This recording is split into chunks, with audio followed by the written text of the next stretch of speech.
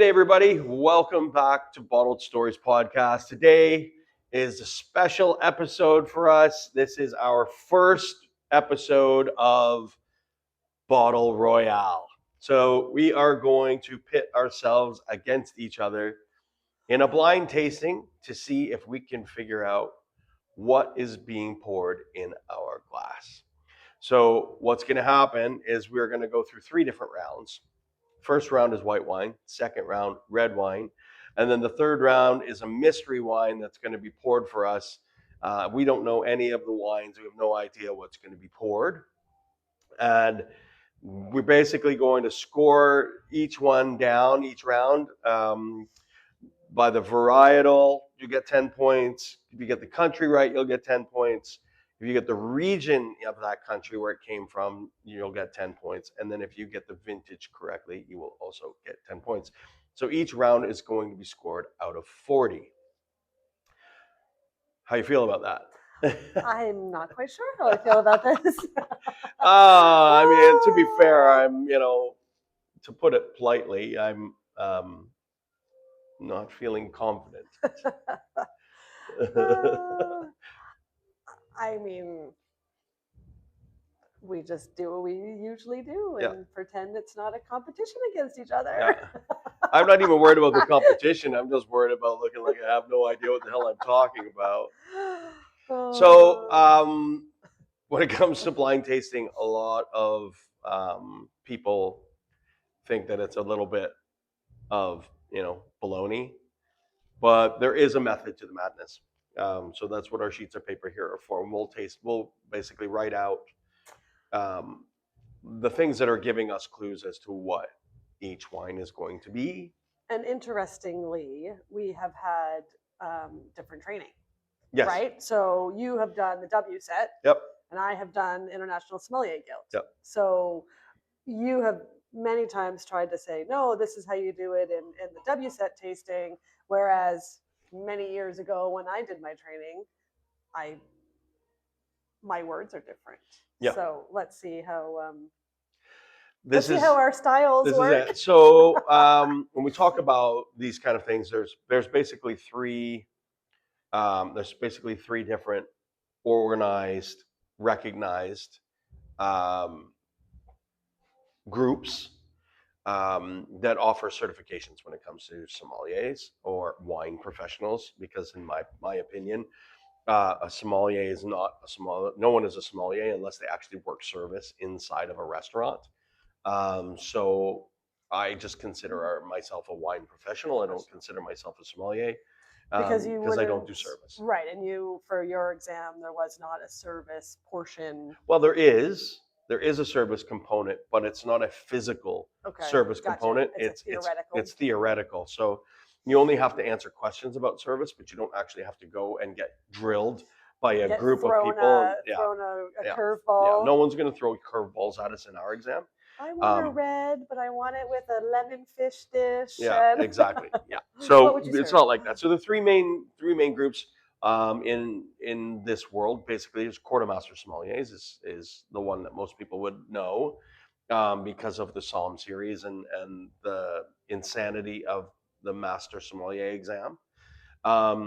And then you did International Sommelier Guild, which is available everywhere in North America. I'm not sure about anywhere outside of North America. I mean, it says international, but yeah. It is, well, that's two nationals. I guess so. So that's international.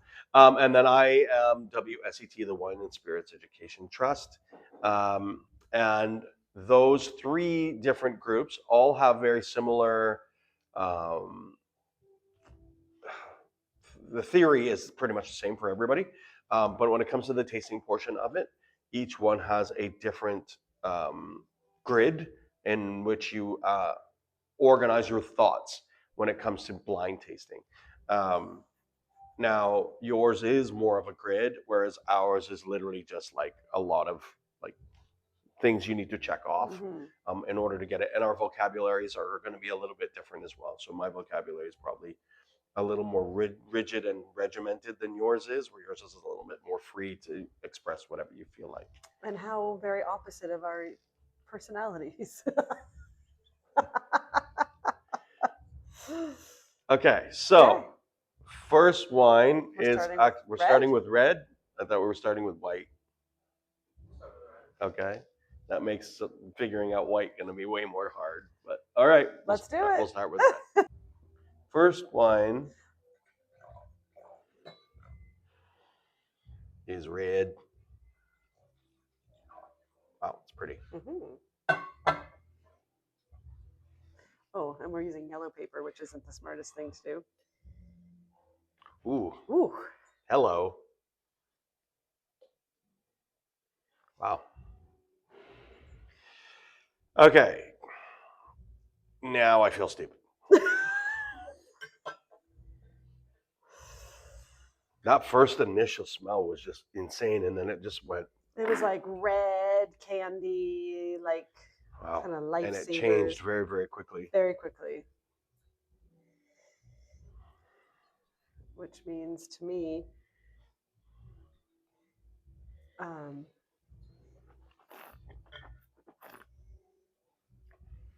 have some age.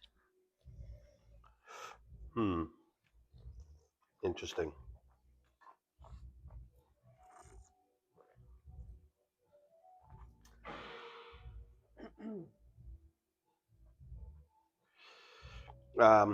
Definitely medium body, like medium to medium plus acid. Let's say medium acid. The fruit died quick. Boy, Fruit holy died smokes, really did it die. quickly. The finish is long. Tannin is right there on the edge of your tongue. Yeah, it's medium plus to high, for sure. I am leaning. I'm leaning old world. I'm leaning old world, newer region. I think, man, I wish I had a little more. Try a little more. See if I can get more fruit. I'm not getting a ton of the fruit. See if that makes a difference. Yeah. I mean, it was so red, ripe, red candy. Yeah. It's whatever it is. It's young. Yes.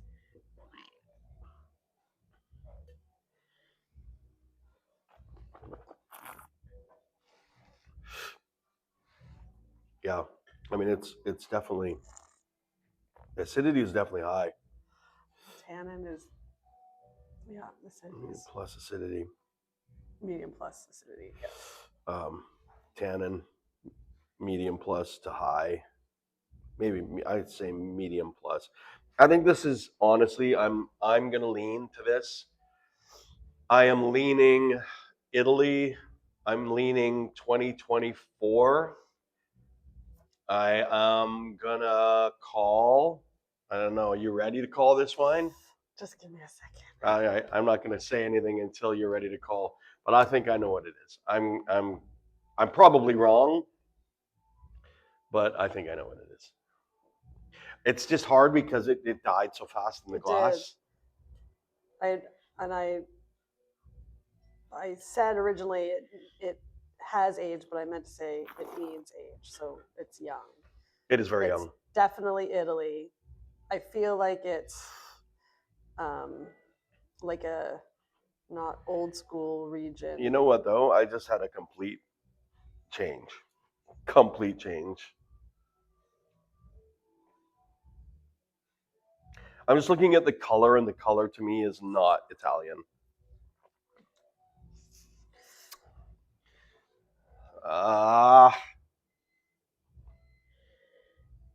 What do they say, right? Always go with your gut. So I'm gonna stick with it. I'm gonna stick with Italy. I was leaning for a second there. I was leaning Zweigelt. I saw that. I went like completely over to the edge and went Zweigelt. Oh yeah. The acidity, although the tannin is way too high to be the Zweigelt, I was leaning Ecker Zweigelt. I think it was like, it has that kind of really like bright garnet kind of color. Like it's super pretty. I am not the acidity is super high, which was what was making me think of Zweigelt, and I don't. I don't think it is though, just because of the tannin. The tannin in Zweigelt is not this high. I said Italy, Tuscany, 2023 Sangiovese. On the lighter, smaller, like the Mama or the Like Borgo Scapetto. okay. I am gonna call Italy as well, but I'm going Abruzzo Montepulciano d'Abruzzo 2024 Migliori Yeah, yeah. Marchesi Yep. Migliorati.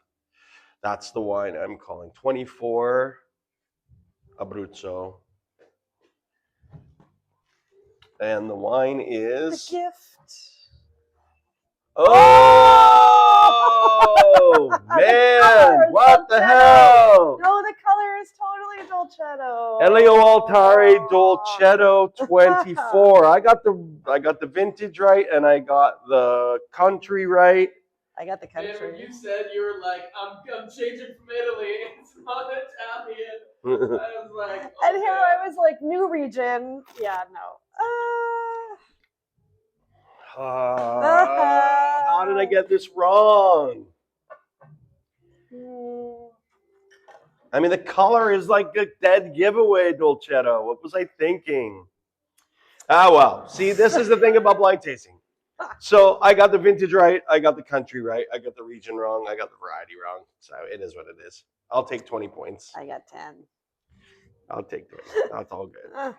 So I'm both okay with the fact that I got 20 out of 40, but I'm also kind of disappointed, and I think a lot of that is The vintage year. yeah, but also we're currently in the tasting room here at Seagate Wines, and the wines are being chosen today by Connor and Devine, who are our other WSET grads here at Seagate, and they're picking the wines from our tasting bar. So I feel like perhaps the wines that wine specifically may have been open a couple of days, Which is why the fruit which is died why so the fruit quick. died so quickly, because knowing Elio Altare wines, those wines are not like that. They do hang on and they go for a very long time. They're extraordinarily high level wines. Shout out to Sylvia Altare and her amazing wines. We absolutely love them. Absolutely, we do. The 2024 vintage was a really crazy vintage for wines in Europe. A lot of places, especially like places like Burgundy, for example, where usually quantities are very low anyway. They're going to have a very hard time with the 24 vintage. A lot of places have already told us that they didn't make anything at all, or are very, very, very, very limited. Even Champagne, like we have had our notice from Drapier that they almost produced nothing in 2024.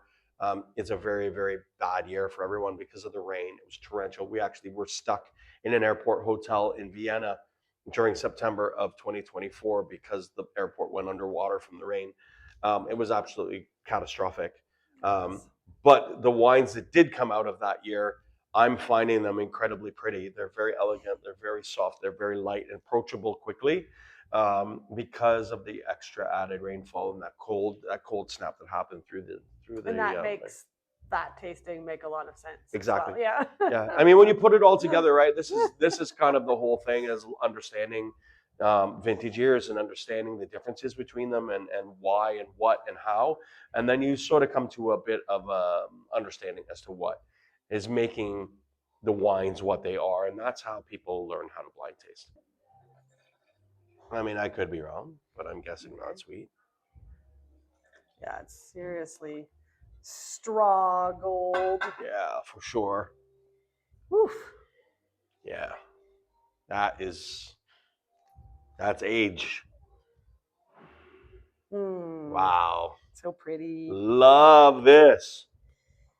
Give me some popcorn. Goodness gracious. I can almost tell you exactly what this wine is right off the top of my head. Oh, baby.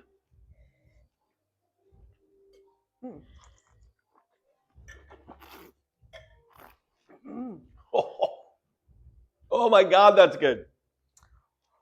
Holy smokes. It's got some good acidity. I don't even need to write this down. I know what it is.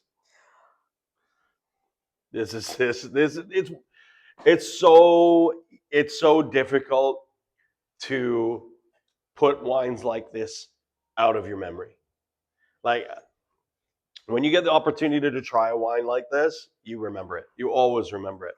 I actually just read an article yesterday about our good friend Luigi Coco, who's the wine director at Atlantis at the Cove. And in the article, this was when he was still working in London. And in the article, they asked him, what was the wine that changed your life, that made you want to become a sommelier? And he said, and it's not that wine, but it's close.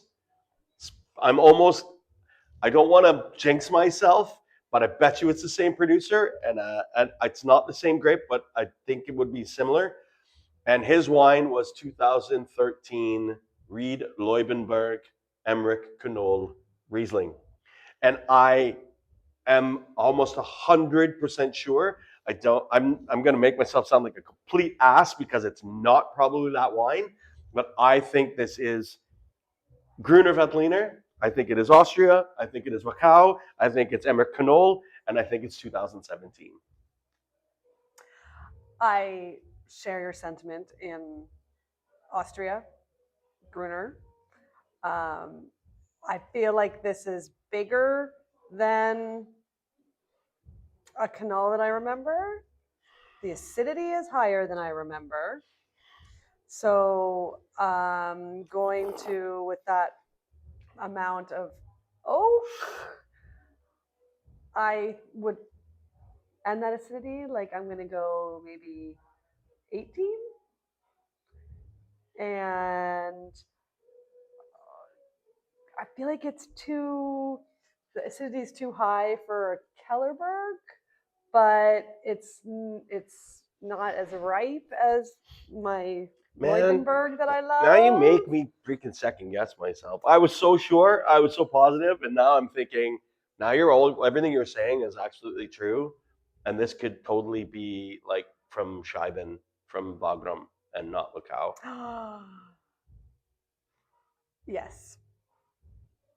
Because Franzlet's Wagram. wine are way Yes. more high in Higher acid, and the oak. and he has a much more prominent oak. It's not a Riesling because And it doesn't have the thing is too, though, like what I know about Franzlet is that they're not actually using a lot of oak; they use a lot of acacia. So his big barrels for aging are actually acacia. They're not actually oak. So I'm gonna go. I'm sticking to my guns, man. This is totally Emmerich. I'm going full on. I'm going full on Schmarak 2017 Gruner Veltliner. I'm going Gruner Veltliner 2018. Bug. Oh, all right. Let's see. Let's see. We're both wrong. It's probably Cote de Rhone. It's my first thought. L'Opponent. Oh! Hello, nice. Gruner Veltliner Schmarak 2017 Emmerich Knoll Reed Krautless. Krautless. Aha. Yes, sir. Well done. Boy, I love these wines. So, as I was saying, Luigi in his interview said Emmerich Knoll 2013 Schmarak Riesling from Knoll was a wine that changed his life. These wines are insane. They're absolutely insane. Make sure you go and find yourself some. It doesn't matter where you are in the world, you're going to find it. Look for Touchdown Jesus on the label. The actual label is the patron saint of wine and vines in Austria. This is Saint Urban, but a good friend of ours didn't know that, and he's always trying to figure out how to explain the wine without knowing the name because he's not like super sophisticated wine drinker, but he loves wine. And so he nicknamed this the Touchdown Jesus. And so absolutely find yourself Touchdown Jesus wine. This stuff is absolutely incredible. And I got 40 points. Well done. What did I get? You got the country, 3. you got the variety, you did not get the vintage, and Or you the said region. Wagram. So 20. Well, anyway, I doubled my score. From Way the to go. last one. Way to go. Yes, sir. Oh, wow. Okay. So, first and foremost, just a little background. Sorry about any background noise you guys are hearing. They're doing construction next door. They're building a movie theater next to us. So hopefully it's a movie theater of people that like wine. So next, the biggest thing that we were just talking about here is trust your gut. Right? I almost got that wrong because when it came out, I knew immediately what that wine was. I knew it was right away. I knew what it was.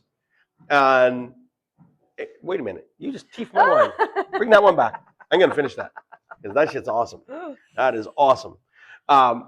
Trust your gut, and you know how I learned how to trust your gut from you when you did your sommelier exams 20 years ago. New world, old world. And you came home and you were so upset with yourself because you knew the answers and you second guessed yourself and you changed your answer. Yep. And the answer that you originally thought was the right answer. And so from that moment forward, for 20 years, I've always had that in the back of my mind. Always trust your gut. Yeah. I as soon as I smelt that wine, as soon as I put that wine on my lips, I knew what it was. From like full on, I knew what it was. But then when it starts to warm up a little bit, absolutely, get a little bit of air, it's all changing, and everything like, throws you a curveball, right? Everything's going to go through a curveball. But the reality is, your brain does not work with curveballs. Your brain has flavor memory, and flavor memory is going to trigger something very quickly. And as soon as it does, that's the answer. If you go away from what flavor memory is telling you and go with theory, you're going to get it wrong almost every time. So always trust your gut, people. Remember, trust your gut. I totally knew that wine, and I nearly got it wrong because I was going to change it to Magnum. Well, and that's why you build your flavor memory bank, right? Yeah. No, absolutely. That shout out to Emmerich. Super excited. We're getting some new canola wines in soon, so keep your eyes peeled at Seagate because we're going to have some new canola wines soon. I'm very excited. But I do have some of these really beautiful older versions, especially in Krautless. I do have some of this stuff kicking around still. So if you're interested in trying this, come and check it out. It's just spectacular. And the value is unbelievable for these older wines too, like really beautiful. We actually served this. This was the wine we served at Bahamar at the Wine and Food Festival, the 2017. Yes. And it actually made people cry. There were people at the dinner that we did. There's a huge dinner, Marcus Samuelson, Amanda Freitag. Yeah. And we did all the wines for it. This was with the lobster dish? It was with the lobster dish, with that, Calabrian chili butter. Absolutely spectacular. It was a dish from Amanda Freitag. And I paired this wine with this lobster dish. And there was about 120 people there. And looking around the room, I did a long conversation about the beauty of older wines and what aging does to this and our history with Austrian wines and all of that. And by the end of the meal, looking around, I went back to talk to people after this course, and there were quite a few people who were literally crying over the beauty of the pairing. So you started talking about this wine because they realized that, well, A, you knew what you were talking about with these wines, and that you are able to fill time, shall we say? Correct. And yeah, so they were having a bit of difficulty because they baked these lobster tails. Everything was being made to order, right. So they're cooking lobster tails to order. It was for 120 and people. They come out to you. They're like, "Can you please maybe just buy a little bit of time?" And you're like, "No problem. I'll talk until I see the first plate come out of the kitchen." Yep. And so you went on to this lovely story, and you're going into all this detail about the aging and the winery and the region, and you saw the first plate come out. You're like, and thank you very much. Enjoy your course. I went out. We were talking about the beauty of tertiary. So wine is broken down into three parts. You have primary flavors, which are primary flavors and aromas, which are things that come from the grape itself and from the process of fermentation. And then you have secondary flavors and aromas, which come from things that the winemaker chooses to do. Maybe that's malolactic, or maybe it's, for those who don't know, malolactic is a conversion that happens when it's a bacterial conversion that changes malic acid, which is a really sharp, really intense acid that you get from something like a green apple. And then it changes it into lactic acid, which is the same acid that you would find in dairy products, like something like milk or cream or butter, which is why Chardonnays that have malolactic fermentation really have this buttery creaminess. And then the last thing is tertiary, and that is things that can only come with time, with age. And age is such a powerful thing that only great wines age well. And really poor wines age fast, quickly, and drop off a shelf, and they're no longer any good. Yep. But when you find great wines like this that age beautifully over a period of time, like this wine is now almost 10 years old, it literally, I mean, we could go a lot longer than it is. We've had these wines going back into 2009. Well, the winery has a family restaurant, Yeah, absolutely. and you can have these vintages from, I mean, 20, 30 years, right? From the They have on 90s. menu. Yeah, I think you can get like And Krautless. I think you could probably get at the restaurant. I feel like we had this at the from the restaurant 90s. Yeah, when for we sure. went there the last time. Yeah. I had that lovely chicken something and Risotto. risotto. Yeah, it was amazing, amazing, absolutely amazing. Great food wines. Anyway, we'll get back to that again on another episode when we go back into depth with Austria. But the third wine, it looks like, is here. So we need some glasses. We need to do this because this can just sit over here for a yeah, minute. maybe we need some new glass. The new wine is another white wine. We're gonna grab some glass. In the meantime, I want some more of that. Mm. This is so good. Oh my God, it's so good. So I know it's kind of poor form that we just keep talking about how good this damn wine is, but it really is that good. It's delicious. So a little bit of a head start on this next wine. Definitely white, definitely lighter. Goodness, very light. Very light.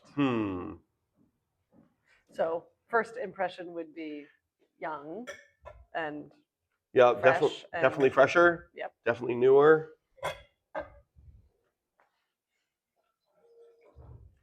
No semblance of wood here in the color. So this is probably a stainless steel. Woo. Wow. The color's lovely. Oh, baby. Wow. I feel like I know what that is, but I don't feel like the color matches what I think it is. Jeez. This one's gonna stump me. Yeah. I think I need to get my Krautless out of my mouth. I think that's probably a good idea. Okay.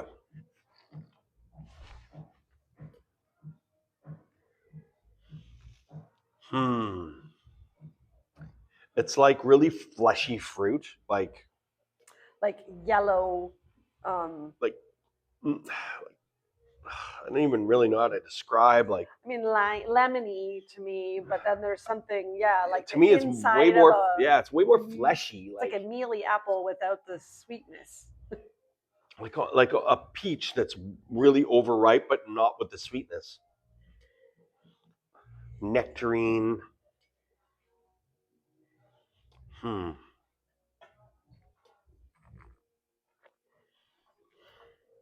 Goodness. I'm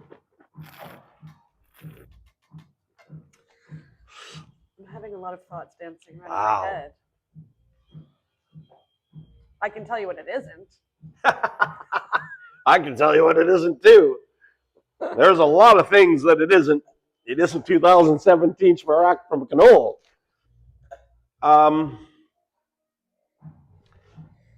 Oh my goodness. This one's hard.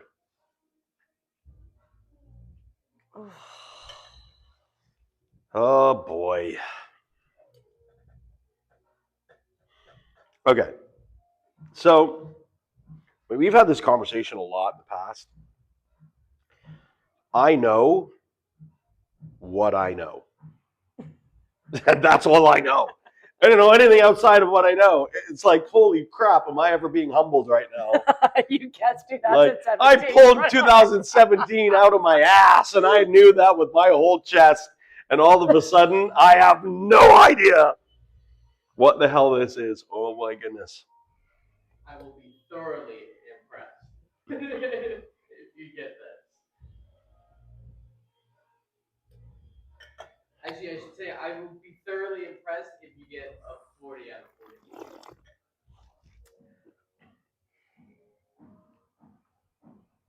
Man. I think I have to make a call. I got to go with my gut. Here's the thing, right? Like, Go with your gut, and I'm probably 100% wrong because there's like 3 different wines that I'm thinking. Me too. 2 of them are Italian, 1 of them is Spanish. Correct. And I am like throwing these all around, all over the place, and I think I can narrow it down. It doesn't have. I initially thought because of the color, I thought maybe Vermentino from the Tuscan coast, but it doesn't have the salinity. It doesn't taste quite as salty as the Vermentino from the Tuscan coast is very, very salty. It's got like this lovely salt, crisp minerality. This is a little fruitier, It's a little bit salty. more It fruit. has some salinity. So now I'm going back and forth between Zamo Pinot Grigio, like that kind of super juicy fruit Pinot Grigio that has a lot more expression than like a Veneto Pinot Grigio, and Treixadura from Spain, from Ribero. Oh, geez. I'm going like 24 Nachetta or 22. No way. There's no way. It doesn't have enough of. Doesn't have nearly enough minerality to be Nachetta. Or 22. A 22 Blanche. Because it's got that. Arnaise. Yep. But it doesn't have the. I mean, I guess if the bottle's been in the tasting bar, maybe it's lost some of the frizzante, but it doesn't have the frizzante of the Blanche. Like, but that's a freaking good call. That's why I said 22. Because we just had this the other day, and it is very much Arnaise in flavor.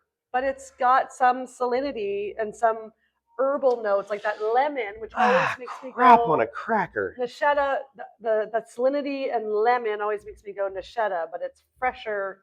Should I say 24? And I don't think I've had the 24. We have 24? We had 24 at the dinner at Flying Fish the other night. That was 24. No, Nachetta. Oh, 24 Nachetta. No, I don't know that I've had it, but I don't know that we've had it in a while. Yeah, so that's what I'm going. Well, I'm you're not going allowed to choose 2, am I? No, you can't pick 2. Okay. So you're picking Italian for sure. I'm picking Italy. I'm picking Piedmont. Damn. I'm picking 20. I am like 24. Really leaning 24 Treixadura. I'm really leaning Treixadura. We're both probably wrong. I'm going to give you a chance to catch up here. I'm going. Oh, gee, thanks. I'm going Treixadura, Spain, D.O. Ribero, vintage 2024.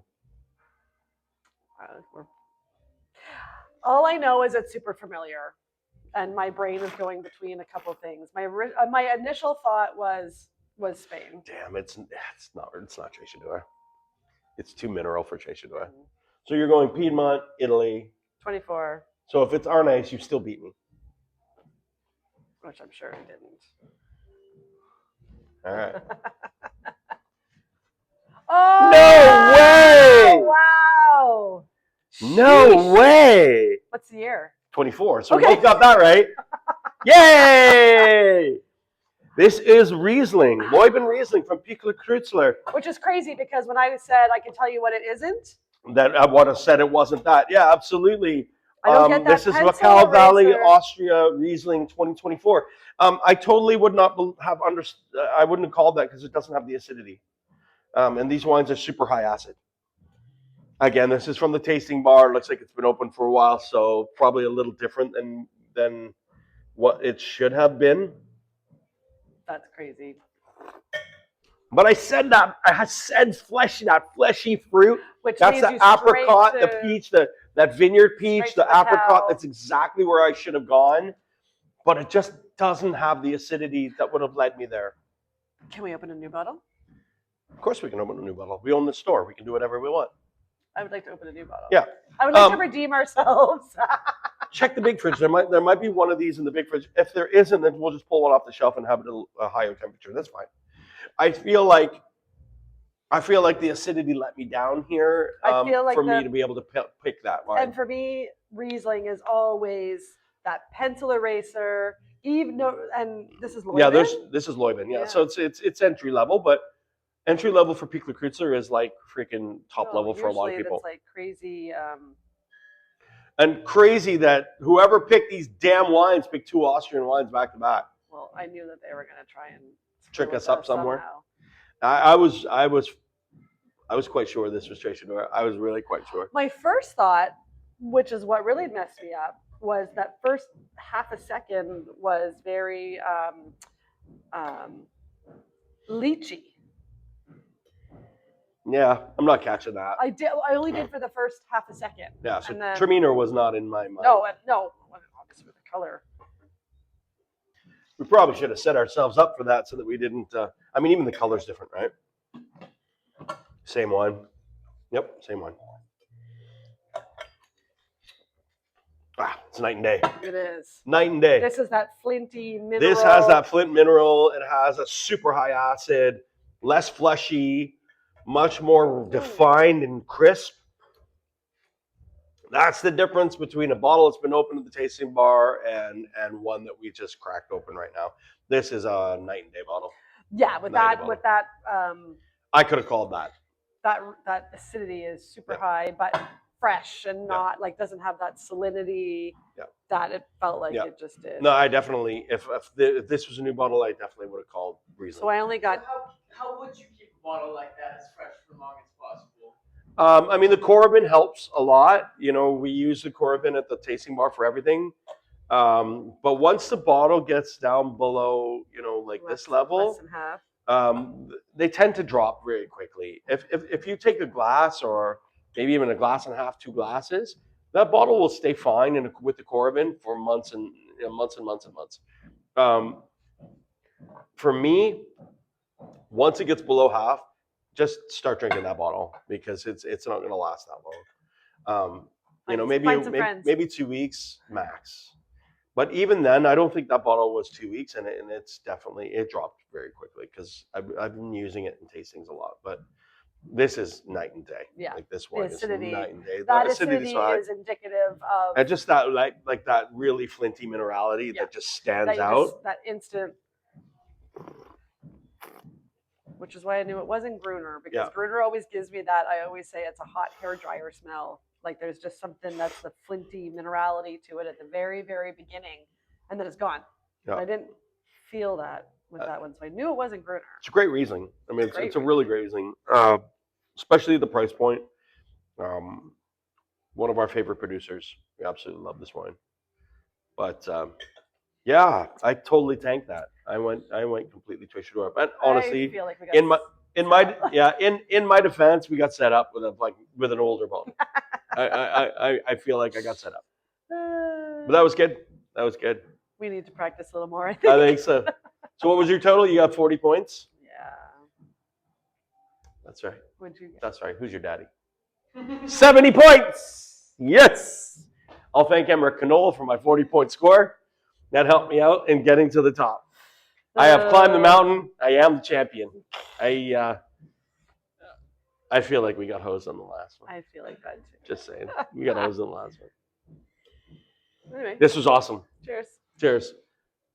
Come back again next time, guys, when we unbottle another story. We'll talk to you soon.